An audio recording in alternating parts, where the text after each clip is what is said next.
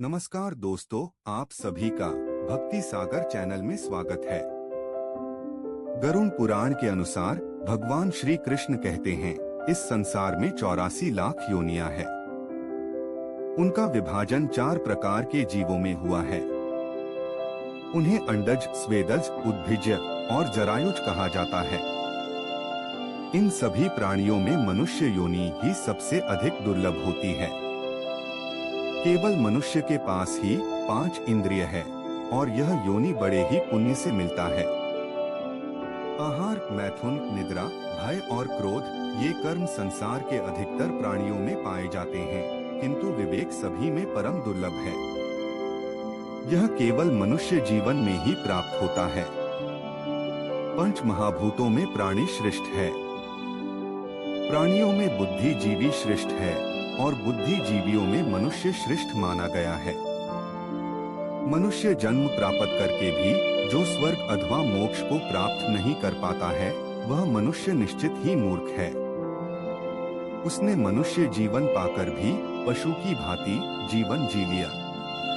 100 सिक्कों वाला मनुष्य 1000 सिक्कों की इच्छा करता है। 1000 वाला लाख की इच्छा करता है। जो लक्षाधीश है वह राज्य की इच्छा रखता है। जो राजा है वह संपूर्ण पृथ्वी को अपने वश में करना चाहता है। जो चक्रवर्ती नरेश है वह देवत्व की इच्छा रखता है और देवत्व प्राप्त हो जाने पर वह देवराज इंद्र का पद पाने की अभिलाषा रखता है। देवराज होने पर भी वह ऊर्ध्व गति की कामना करता है, फिर भी उसकी तृष्णा शांत नहीं होती, अर्थात उसकी और भी अधिक पाने की भूख शांत नहीं होती है। जो व्यक्ति तृष्णा से पराजित होता है वह नरक में जाता है और जो लोग तृष्णा से मुक्त है अर्थात सदैव ही संतुष्ट रहते हैं, उन्हें उत्तम लोक की प्राप्ति होती है। श्री कृष्ण कहते हैं, जो प्राणी अपनी आत्मा के अधीन होता है वह निश्चित ही सुखी है। वह मूर्ख कभी किसी अवस्था में आत्मा के अधीन नहीं रहता। लोहे की सलाखों में बंधा हुआ मनुष्य भी मुक्त हो सकता है, किंतु स्त्री और पुत्र के मोह में फंसा हुआ मनुष्य कभी मुक्त नहीं हो पाता। अकेले ही मरता है और अकेले ही पाप और पुण्य का भोग करता है। उसके परिवार के लोग उसके मृत शरीर को लकड़ी के ढेले पर डालकर परामुख हो जाते हैं। केवल धर्म ही उसका अनुसरण करता है। मनुष्य का धन तथा वैभव घर में ही छूट जाता है। मित्र तथा बंधु बांधव शमशान में छूट जाते हैं। उसके शरीर को अग्नि लेकर जाती है।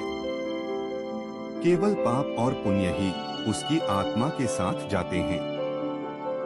श्री कृष्ण कहते हैं, सूर्यास्त तक जिसने द्वार पर आए याचक को धन का दान नहीं दिया, तो न जाने सुबह होने पर वह धन किसका हो जाएगा। अगर मनुष्य ने अपने भाग्य से प्राप्त हुए धन का खर्च धर्म कार्य में नहीं किया, श्रेष्ठ विद श्रद्धा पूर्वक धन का दान करता है, वह धर्म को धारण करता है। धर्म से ही अर्थ और काम की प्राप्ति होती है, इसलिए मनुष्य को सदैव ही धर्म का आचरण करना चाहिए। धर्म ही मोक्ष प्रदान करता है।